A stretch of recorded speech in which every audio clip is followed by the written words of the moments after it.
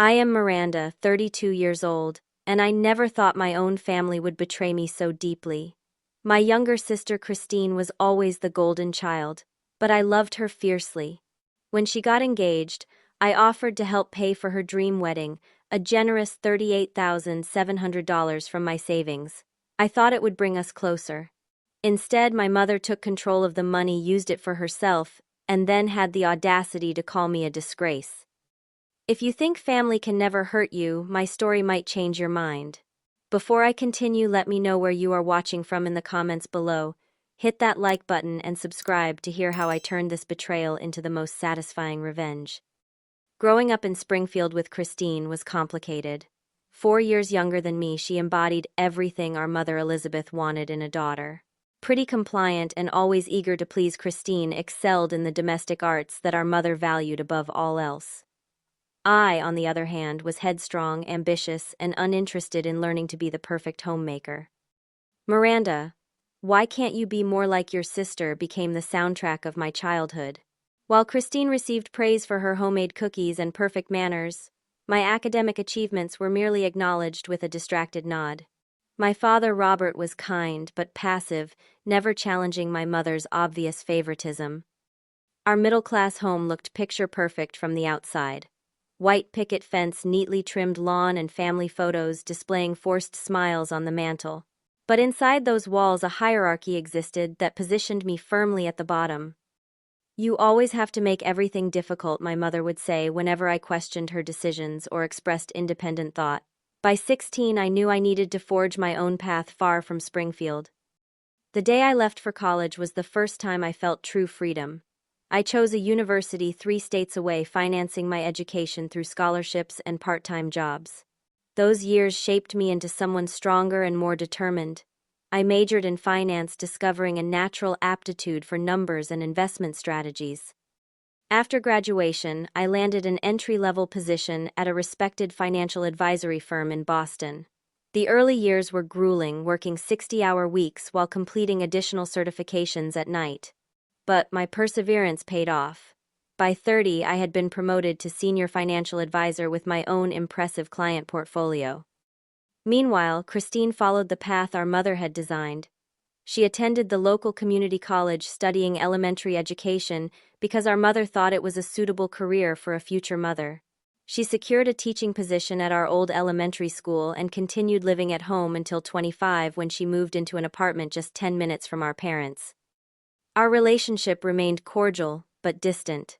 Holiday visits home were exercises in emotional endurance, with my mother critiquing everything from my career choice to my unmarried status, while lavishing praise on Christine for following the traditional path she approved of.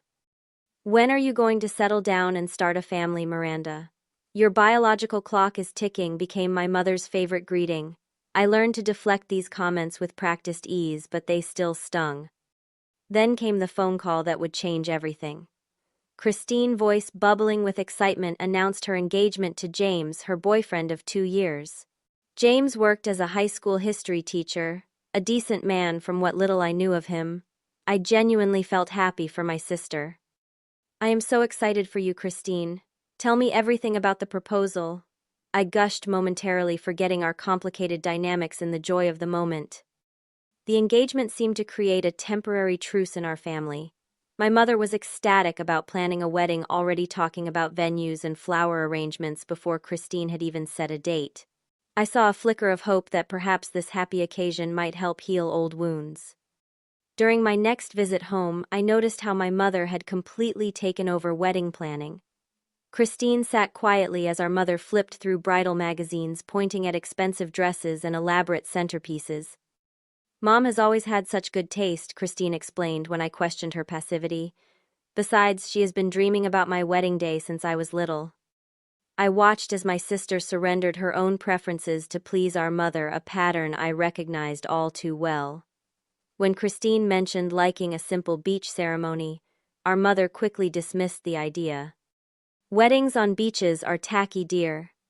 You deserve a proper church wedding, followed by a reception at Cedar Grove Country Club," my mother declared.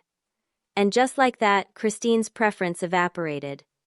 I could see the familiar dynamics at play, but I also saw an opportunity. Perhaps by helping to give Christine the wedding she secretly wanted, I could not only support my sister but also find a way back into the family fold. Maybe, just maybe, my mother would finally see me as valuable if I could contribute something meaningful to the occasion she deemed so important. As I observed my mother sketching out grand plans with little regard for budget constraints, I began formulating an idea that would change all our lives in ways none of us could have anticipated. 2 months after the engagement announcement, Christine called me in tears. What started as wedding planning excitement had devolved into financial anxiety. The reality of wedding costs had finally hit. "I had no idea everything would be so expensive, Miranda," she sobbed over the phone.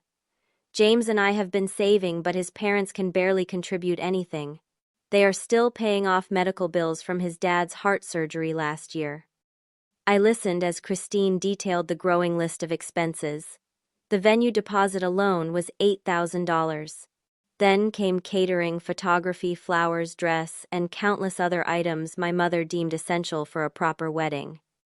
"Mom keeps saying we need to have at least 200 guests. She has already started telling her friends and extended family to save the date," Christine explained, her voice strained.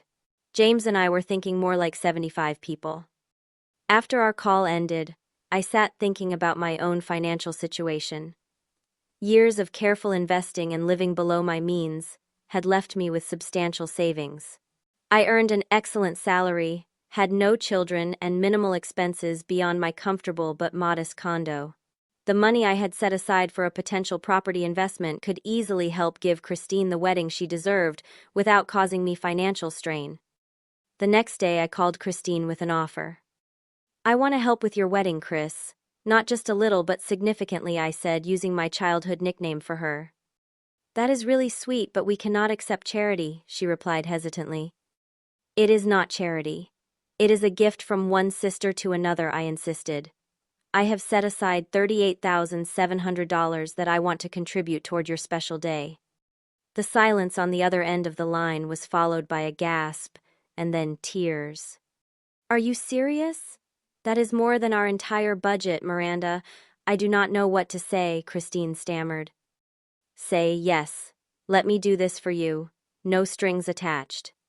After some persuasion, Christine accepted, overwhelmed with gratitude. She promised me a special role in the wedding and countless acknowledgments of my generosity. When our mother learned of my offer, her reaction was mixed. Pride initially prevented her from accepting handouts from her less favored daughter. The power dynamic had shifted, and Elizabeth Walker did not relinquish control easily. "We do not need your money, Miranda. We will manage just fine," she said stiffly during our next family dinner. But as Christine detailed my offer again, emphasizing the stress it would relieve, my mother's practicality overcame her pride. By dessert, she had not only accepted my contribution but had already begun reallocating the budget to include even more elaborate elements. "Since Miranda is being so generous, we can upgrade to the premium floral package," she mused, mental calculations clearly running through her mind. Over the next few weeks, I worked with Christine to establish a payment system for vendors. We decided I would handle most payments directly, keeping careful records of every transaction. We set up a shared spreadsheet where all expenses would be tracked with receipts saved in a shared cloud folder. "This way, everything stays organized," I explained to Christine, "and we can make sure the budget stays on track."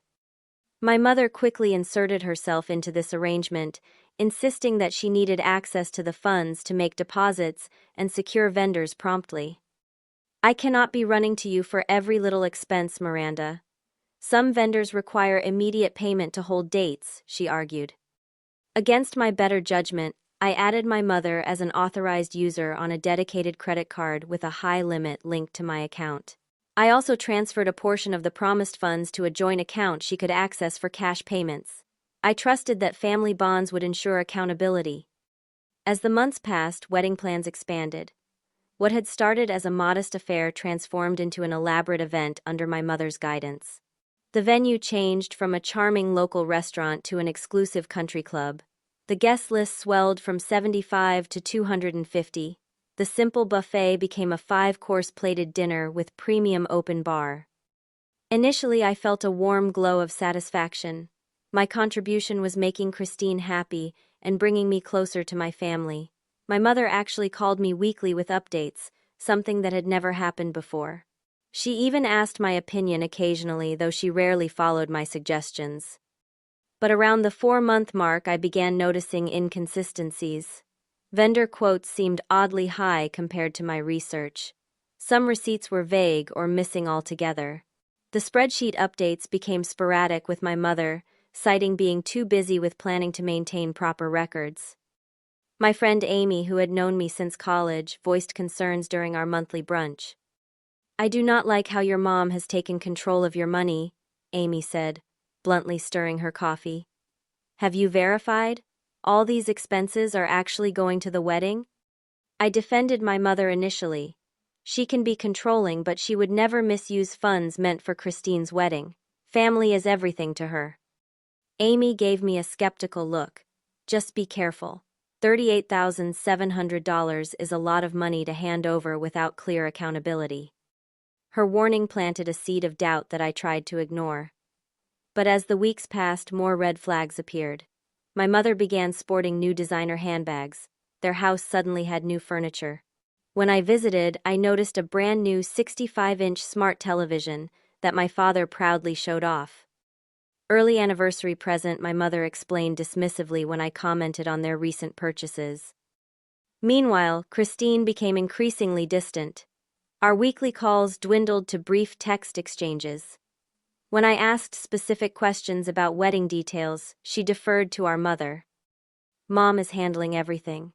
She says not to worry you with the small stuff since you are already being so generous," became her standard response. During a rare dinner with just Christine and James, I noticed tension between them when wedding costs came up. "Your sister has been incredibly generous," James said, raising his glass to me. "Without her, we would be getting married at the courthouse with pizza afterward." Christine smiled tightly. "Mom says a proper wedding is an investment in our future. It is about connections and impressions." I recognized those words. They were not Christine's but our mother's verbatim. The realization left me uneasy. 6 months into wedding planning, my bank sent a fraud alert for unusual activity on the wedding credit card. Multiple charges at high-end department stores and several cash advances had triggered the system. With growing dread, I logged into my account to investigate. The dedicated wedding credit card showed purchases from Nordstrom Saks Fifth Avenue and several luxury cosmetic brands. There were charges for a day spa hair salon, and even a weekend getaway to a mountain resort. None of these expenses had anything to do with Christine's wedding. My hands shook as I called my mother, trying to keep my voice steady. "Mom, I just received a fraud alert on the wedding credit card. There are some charges I do not understand." After a momentary pause, my mother responded with practiced casualness. "Oh, those are just some personal expenses. I was going to pay you back, of course." "Personal expenses, Mom? That card was specifically for wedding costs," I said, disbelief coloring my tone. "Do not be so dramatic, Miranda. Planning this wedding is stressful work. I deserve a few treats for all the time I am putting in. Besides, the wedding fund had extra after I negotiated some discounts with vendors." My stomach dropped. "What discounts?" "According to the spreadsheet, we are already over budget." My mother sighed irritably. "The spreadsheet is not updated. I told you I've been too busy to keep track of every little thing."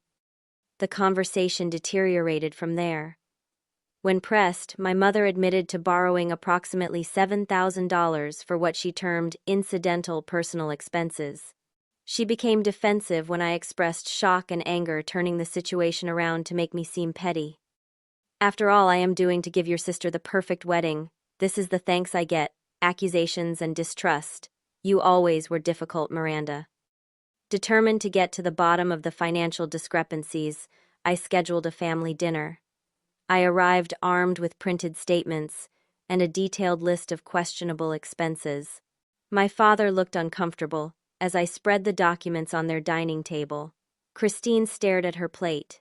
James shifted uneasily in his seat. "I think we need to discuss how the wedding funds are being managed," I began carefully. My mother immediately went on the offensive. "Are you implying I cannot be trusted, after everything I have done for this family?" I kept my voice level. I am just trying to understand where the money is going. These charges for renovating the master bathroom have nothing to do with Christine's wedding. My mother's face flushed. Your father and I have opened our home for countless wedding activities. The bathroom needed updating to accommodate guests during the bridal shower. The excuses continued, each more outlandish than the last. The new television was for viewing wedding videos. The designer clothing was for various wedding events. The weekend spa retreat was necessary stress relief from wedding planning. When I turned to Christine for support, I was met with averted eyes. Mom has been working so hard on my wedding, she mumbled. I trust her judgment completely. My mother seized this statement, using it as a weapon. See, Christine understands the sacrifices I am making. Only you would turn a daughter's wedding into an accounting exercise. As the argument escalated, my mother's true feelings emerged in ugly bursts. You think you are so special with your fancy job and big city life, she spat, always lording your success over us. Maybe I deserve some compensation for putting up with your condescension all these years. I turned to my father, hoping for some support, but he merely shrugged helplessly. Your mother handles the finances, was all he offered. By the end of the evening, it was clear I stood alone. Christine had been thoroughly manipulated to believe that questioning our mother's financial decisions was an attack on her wedding itself. James looked uncomfortable, but remained silent, unwilling to challenge his future mother-in-law.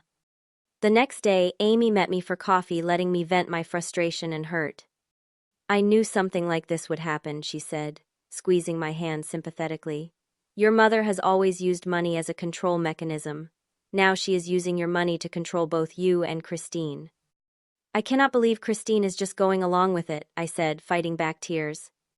Your sister has been under your mother's influence her entire life, Amy reminded me.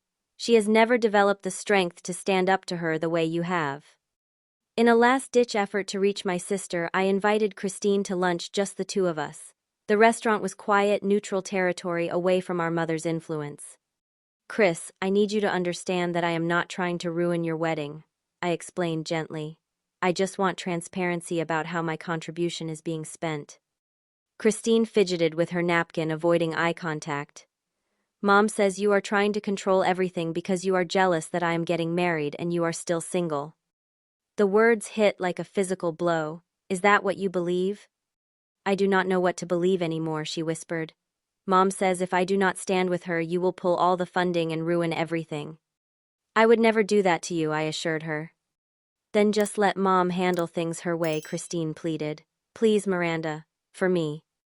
As our lunch concluded, I realized with sinking clarity that my sister was too enmeshed in our mother's manipulation to see the truth. Walking her to her car, I noticed she was carrying a brand new designer purse, identical to one my mother had recently purchased. Nice bag, I commented. Christine blushed. Mom got it for me. She said every bride deserves special treats before her wedding. Special treats purchased with my money, I thought bitterly, but kept silent. As the weeks passed, my mother's resentment toward me grew more obvious. Snide comments about my career appearance and single status increased in frequency and viciousness. Each time I questioned a wedding expense, she found new ways to twist my concerns into attacks. Some people give wedding gifts out of love, not as business transactions, she would say, within earshot of family members, casting me as cold and calculating. Meanwhile, more evidence of financial misuse surfaced. Through online banking records, I discovered large transfers from the wedding account to my parents' personal account. Renovations to their kitchen appeared suspiciously timed with these transfers. New landscaping adorned their property. My father mentioned casually that they were planning a vacation to Hawaii after the wedding, their first major trip in years. The wedding that I had agreed to fund was being used as a blank check for my parents' lifestyle upgrade. 2 weeks before the wedding, I drove to my parents' house, determined to have a final conversation about the misused funds. The latest credit card statement had shown charges for an $1,800 watch that my father had been wearing proudly at our last family gathering.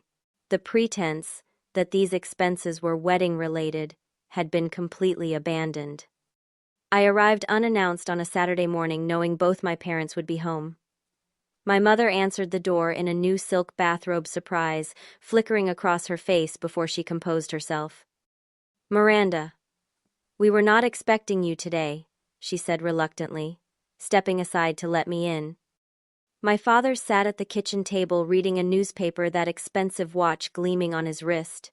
He nodded a greeting before returning to his sports section.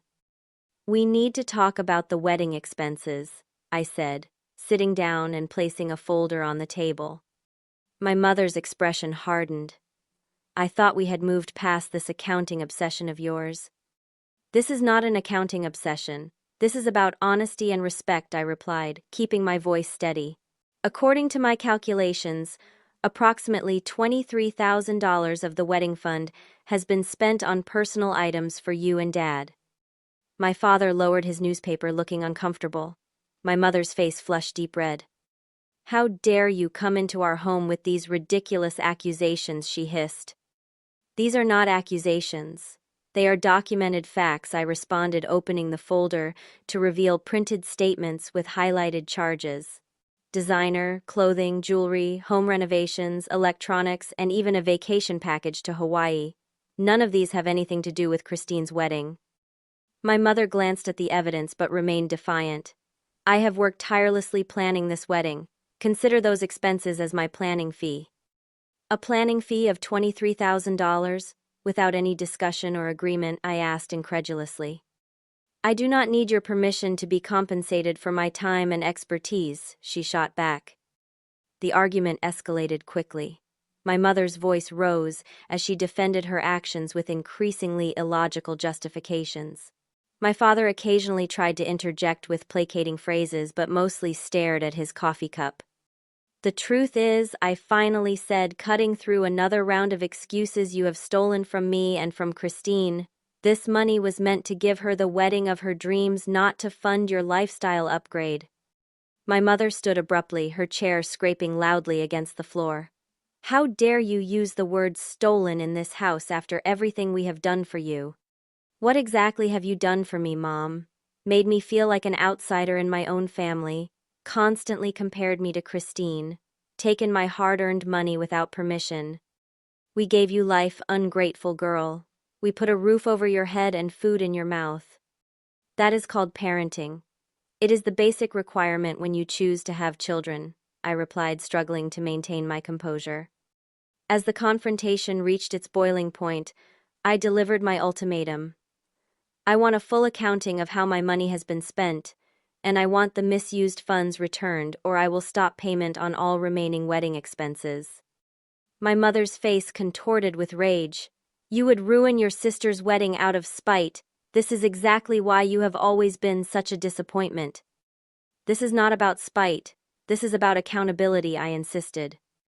The front door opened then, and Christine walked in.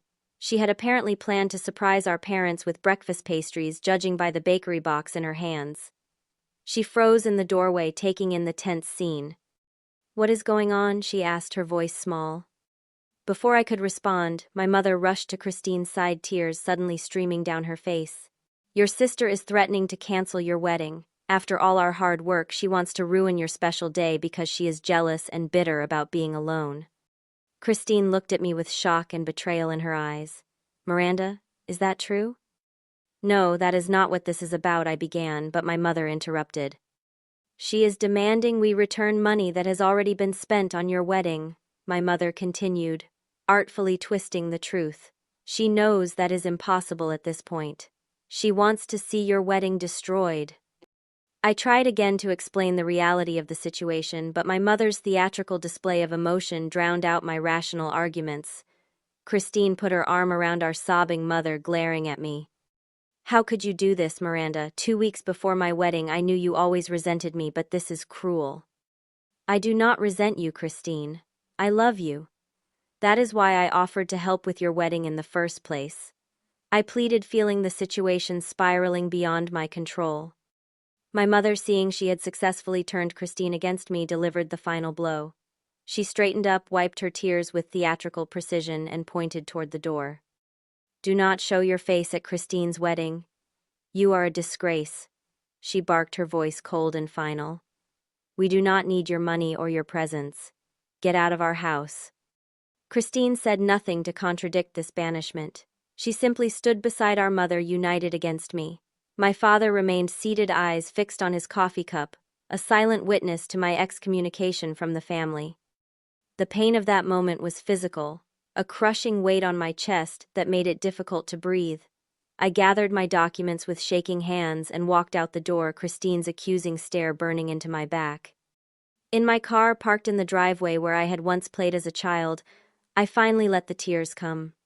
My phone buzzed with a text from my mother. The family is better off without your toxic presence. Do not contact us again. I drove home in a daze, my vision blurred, my mind replaying the scene in an endless loop. Amy met me at my condo, having sensed from my brief broken phone call that something catastrophic had happened. She held me, while I sobbed, my body shaking with the force of my grief. They took everything, I choked out between sobs. My money, my dignity, my place in the family. And for what? Some luxury items and home renovations. Later that evening, after several cups of tea and Amy's steadying presence, my shock began to transform into something else. I reviewed the financial documents again, tallying the total amount that had been misappropriated. $38,700, I whispered, the full amount of my original gift. They took every penny I contributed, and then had the audacity to ban me from the wedding. Something hardened inside me then. A lifetime of being devalued, criticized, and manipulated crystallized into resolute clarity. My grief gave way to a calm, cold determination. If they do not want my money or my presence, I told Amy, my voice steadier than it had been all day, then they will get neither. The morning after being banished from my family, I called Rebecca, a law school friend who specialized in contract law. Over breakfast at a quiet cafe, I laid out my situation, showing her the vendor contracts and financial records. The good news, if you can call it that, Rebecca said after reviewing the documents, is that nearly all these vendor contracts are in your name, not your mother's or sister's. You are legally entitled to cancel them. What about deposits already paid? I asked. Most have cancellation policies. You will lose some money, but nothing compared to what you have already lost, she explained. More importantly, you have documentation of the financial misuse. If your family tries to sue you, which I doubt they will, you have a strong defense. Armed with legal clarity, I returned home to begin what Amy dubbed Operation Wedding Shutdown. We set up a command center on my dining table with my laptop phone and a detailed list of all wedding vendors. For a moment, doubt crept in. Am I being vindictive? Will I regret destroying Christine's wedding? Amy squeezed my shoulder. Your mother explicitly stated they do not want your money or your presence. You are simply complying with her demands. Besides, they stole from you, Miranda. This is not revenge. It is a natural consequence of their actions. Rebecca nodded in agreement. If someone steals your car and then tells you they do not want you driving it, you still have every right to take back the keys. With their support bolstering my resolve, I began methodically contacting each vendor. The first call was to Cedar Grove Country Club, the lavish venue that had consumed the largest portion of the budget. Hello, this is Miranda Walker. I need to cancel the Lawrence Walker wedding scheduled for June 12th, I said, my voice surprisingly steady. The venue coordinator expressed concern. Canceling just 2 weeks before the event means forfeiting your entire deposit of $8,000, Miss Walker. I understand, I replied. Please proceed with the cancellation and send confirmation to my email. Similar conversations followed with the caterer, florist, photographer, videographer, DJ, and wedding cake baker. Each expressed surprise at the last-minute cancellation, but as the legally responsible party on the contracts, my instructions were followed without question. Next came the transportation arrangements. The luxury car service for the bridal party was canceled. The airport shuttles arranged for out-of-town guests were canceled. The honeymoon flights I had booked as a surprise gift were canceled with travel vouchers issued to my name instead. With each cancellation, I felt a strange mixture of sadness and liberation. The wedding that had become a source of familial manipulation was systematically being dismantled, one vendor at a time. By mid-afternoon, my phone began buzzing incessantly with calls and texts from my mother. I let them go to voicemail, listening to her messages evolve from confused to panicked to enraged as vendors contacted her about the cancellations. "What have you done?" she screamed in her fifth voicemail. "The venue just called saying everything is canceled. Fix this immediately." I texted her a simple response. "You told me you did not want my money or my presence at the wedding. I have respected your wishes and withdrawn both. Watch it burn without my money."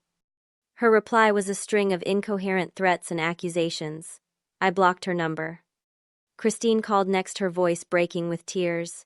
"Miranda, please do not do this. We can work something out. Whatever Mom said, she did not mean it." "She meant it, Christine," I replied calmly. "And you stood there letting her say it. Neither of you objected when my money was misused. Neither of you appreciated the sacrifice I made to give you a beautiful wedding. Actions have consequences." "But what about my wedding? It is in 2 weeks. Everything is paid for," she wailed. "Actually, everything was paid for by me. And now it is not paid for at all," I corrected her. "Perhaps you can have a smaller wedding with the money you and James saved. Or perhaps Mom can use some of the $23,000 she took from me for her personal expenses to fund your special day." Christine's sobbing intensified. "You are ruining my life. I will never forgive you for this." "That is your choice," I said, feeling a surprising calm. "Just like it was your choice to stand with Mom while she stole from me and then banished me from your wedding. Goodbye, Christine." The most unexpected call came from James, Christine's fiancé. Unlike my mother and sister, his tone was measured and respectful. "Miranda, I understand you are hurt," he began. "And frankly, after hearing the full story from Christine, I cannot blame you for being angry. I had no idea your mother was misusing your generous gift." "Thank you for acknowledging that," I replied, somewhat surprised by his understanding. "Is there any way we can salvage this situation?" he asked. "Christine is devastated, and while I see your point, I hate seeing her suffer." "The solution is simple," I told him. "Return the misappropriated funds, apologize sincerely, and treat me with the respect I deserve as both a family member and the person who made this wedding possible in the first place." James sighed. "I will talk to them, but you know how your mother can be. And Christine, she has never been able to stand up to her." "Then they have made their choice," I said firmly.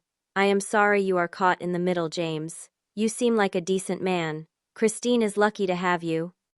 "For what it is worth," he said before hanging up, "I think you deserved better treatment from your family. I hope someday they realize that." By evening, all wedding arrangements had been systematically canceled. Amy brought over wine and takeout, and we toasted to newfound boundaries. "How do you feel?" she asked, studying my face carefully. I considered the question. Lighter somehow. Like I have set down a heavy burden I have been carrying my entire life. The burden of seeking approval from people who will never truly value me. "To freedom," Amy said, raising her glass. "To consequences," I replied, clinking my glass against hers. That night I slept better than I had in months, unburdened by the weight of familial obligation and unappreciated sacrifice. The week following my cancellations was chaotic, even from my position of deliberate distance. Through mutual acquaintances and social media, I pieced together the frantic scramble taking place within my family. My mother, faced with the collapse of her elaborately planned event, attempted to salvage what she could. She contacted vendors directly, only to discover that deposits were non-refundable, and rebooking on such short notice was either impossible or prohibitively expensive. The luxury venue was already booked for another event. The premium caterer required 4 weeks minimum for event preparation. Christine and James, faced with the reality of their drastically downsized wedding, sent out emergency emails and texts to guests explaining the unfortunate change of plans. The carefully worded message, which a cousin forwarded to me, blamed unforeseen circumstances rather than naming me directly, suggesting my mother had realized that revealing the full truth would expose her own misdeeds. Extended family members began reaching out to me, curious about my conspicuous absence from wedding preparations. My mother's sister, Aunt Patricia, called me directly. "Elizabeth is telling everyone you had a mental breakdown from work stress," she said without preamble. says you irrationally pulled your financial support because of some perceived slight. I know my sister well enough to smell a lie. What really happened, Miranda? I hesitated, reluctant to air family dirty laundry, but ultimately decided that truth was my best defense against my mother's smear campaign. I forwarded Patricia documented evidence of the financial misuse, along with screenshots of text exchanges showing my mother's manipulation and final banishment. Good Lord, Patricia breathed after reviewing the evidence. I always knew Lizzie could be controlling, but this is outright theft. Patricia became an unexpected ally, quietly sharing the truth with key family members who had always viewed me as the difficult outsider. Gradually, the narrative began to shift. Other relatives reached out with messages of support and understanding. Meanwhile, the wedding proceeded in dramatically altered form. Instead of the grand country club affair for 250 guests, Christine and James held a modest ceremony in my parents' backyard with 50 close family members and friends. Photos posted on social media showed simple decorations, a buffet from a local restaurant, and a small store-bought cake. Christine looked beautiful but strained in her photos, her smile not quite reaching her eyes. My mother appeared grim in the few pictures where she was visible, her expression at odds with the joyful occasion. My father predictably hovered in the background, a passive participant as always. Watching from afar through these digital glimpses was surreal. Part of me ached at being excluded from my only sister's wedding. Another part felt vindicated that the consequences of their actions had materialized so concretely. Amy stayed with me that weekend, creating an alternative celebration with my chosen family of close friends. We went hiking, had dinner at my favorite restaurant, and watched old movies, deliberately avoiding social media and wedding discussions. You know what is interesting, Amy observed as we shared breakfast Sunday morning.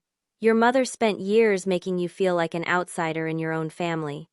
Now that you have actually stepped away, you seem more at peace than I have ever seen you. She was right. Beneath the hurt and anger, I had found an unexpected sense of liberation. The constant need to prove my worth to people who would never truly see me had disappeared, replaced by the quiet confidence of standing in my truth. The week after the wedding, my mother launched what my cousin Megan described as a full-scale character assassination campaign against me.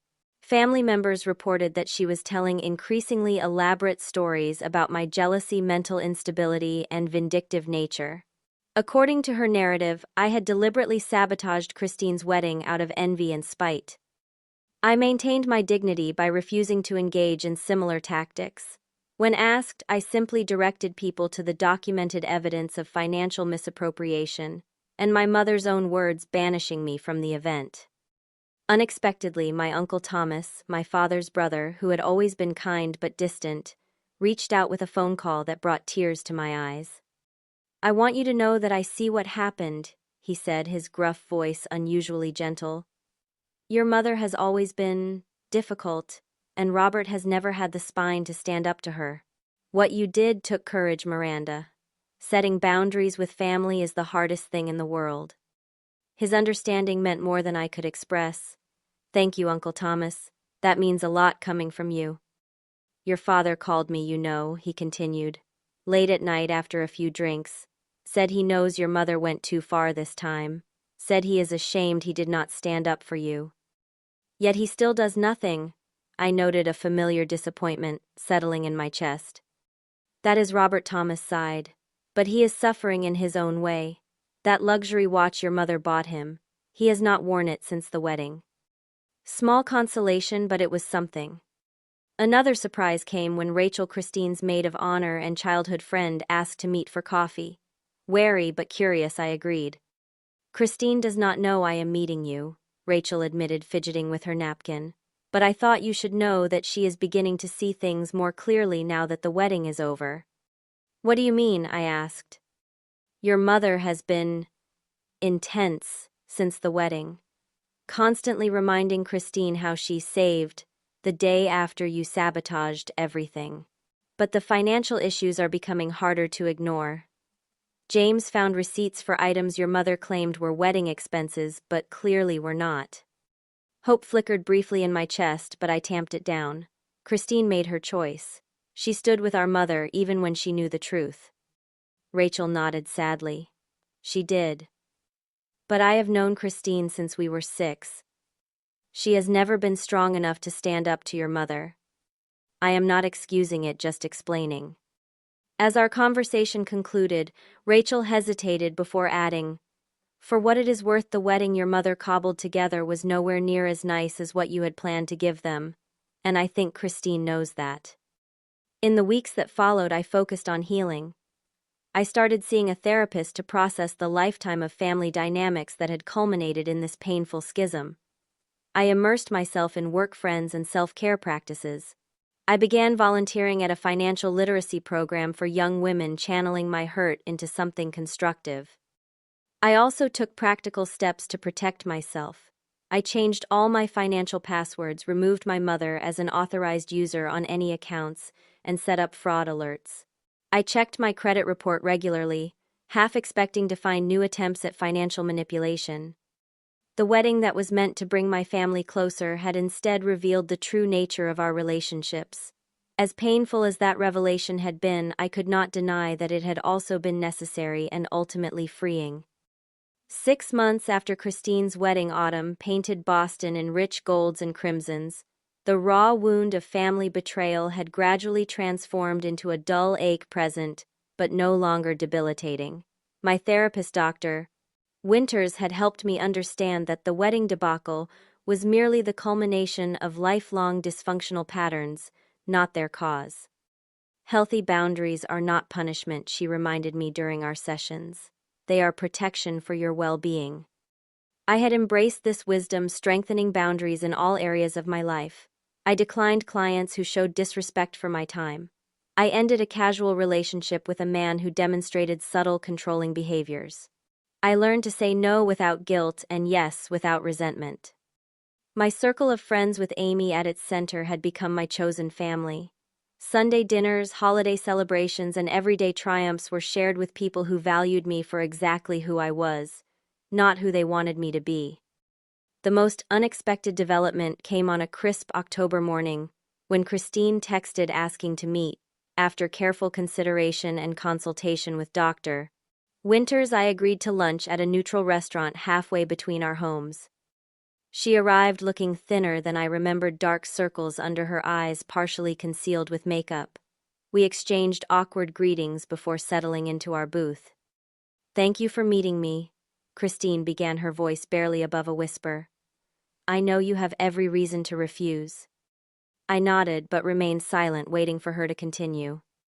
"The past 6 months have been educational," she said carefully, choosing her words. "James and I have been in couples therapy, trying to build a healthy marriage despite our rocky start. One thing that keeps coming up is how I allowed Mom to come between us and between you and me. That has been a pattern our entire lives," I observed neutrally. Christine nodded, twisting her wedding ring nervously. "My therapist helped me see how Mom has always pitted us against each other. You were the scapegoat, I was the golden child, but neither role was actually healthy." It was validating to hear her acknowledge this dynamic, though I remained cautious. "What changed? You seemed firmly on her side at the wedding." "After the wedding, Mom became even more controlling," Christine explained.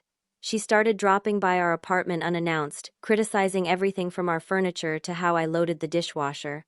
She referred to our modest wedding as a tragic compromise we had to make because of you, constantly reminding us of her heroic efforts to salvage the day." Christine paused, taking a sip of water. Then James found the receipts. "What receipts?" I asked, though I could guess. "Receipts for her bathroom renovation, new furniture, and Dad's watch, all dated during the wedding planning period. Receipts she had claimed were for wedding expenses when I questioned the budget." Christine's eyes welled with tears. "He showed them to me and asked point blank if I knew my mother had stolen from my sister. I couldn't lie to him." The conversation that followed was difficult but necessary. Christine acknowledged her role in enabling our mother's behavior. She expressed genuine remorse for standing by while I was mistreated and banished. Though she did not explicitly ask for forgiveness, her contrition seemed sincere. "James wanted to confront Mom directly," she continued, "but I begged him not to. I was not ready for that fight. Instead, we started creating distance."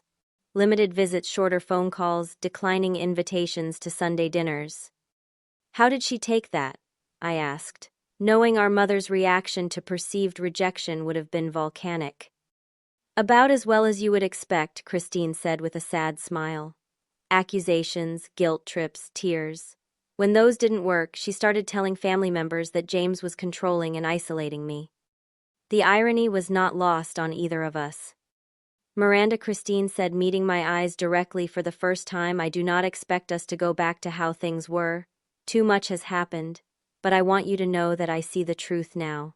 I see what Mom did to you, what she did to us both, really. And I am so sorry I did not stand with you when it mattered.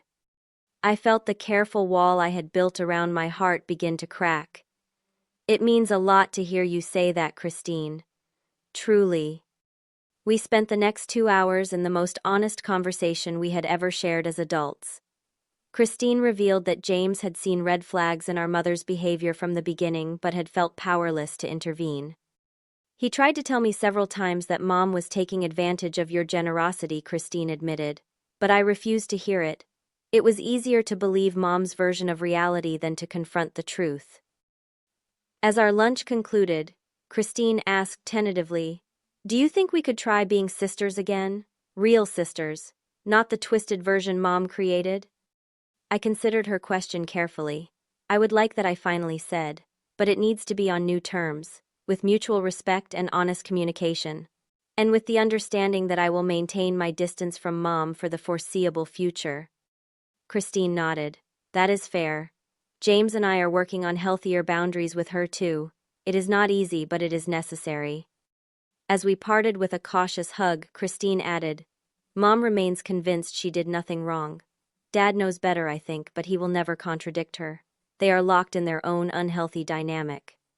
That is their choice, I replied, just as creating healthier patterns is ours. In the months that followed, Christine and I rebuilt our relationship one careful step at a time. We met for occasional lunches, shared texts about our lives, and gradually rediscovered the sisterly bond that had been buried under years of maternal manipulation. My mother remained unrepentant, refusing to acknowledge any wrongdoing. When direct attempts to contact me failed, she enlisted flying monkeys in the form of distant relatives and family friends, all carrying messages about forgiveness and family obligations. I maintained my boundaries with quiet determination. The $38,700 was gone, but the lessons it purchased were invaluable. I learned that generosity should never require sacrificing self-respect, that blood ties do not justify abuse or exploitation, that sometimes the healthiest love is expressed through distance rather than proximity. My friendship with Amy deepened along with other supportive relationships. My career flourished as I channeled my energy into positive directions. I even began dating again, approaching relationships with clearer eyes and stronger boundaries. The wedding that was meant to be a bridge back to my family had instead become a bridge to a healthier future, one built on authenticity rather than obligation. Though not the outcome I had envisioned when making my generous offer, it was ultimately the one I needed. On the 1-year anniversary of Christine's wedding, I wrote in my journal, "Some bridges need to be burned so you can build stronger ones in their place. Some gifts become burdens unless you learn to let them go. And sometimes the family that truly values you is not the one you were born into, but the one you create through choice and mutual respect." The journey from betrayal to wisdom had been painful but necessary. In losing what I thought I wanted, I had gained what I truly needed: self-respect, clear boundaries, and the courage to walk away from relationships that diminished rather than enhanced my life. Have you ever had to set difficult boundaries with family members who took advantage of your generosity? Share your experience in the comments below. If this story resonated with you, please hit the like button and subscribe to hear more authentic stories of growth through adversity. Remember, sometimes the healthiest thing you can do for those you love is to love yourself enough to say no more. Thank you for listening to my journey, and may you find the strength to protect your own worth in all your relationships.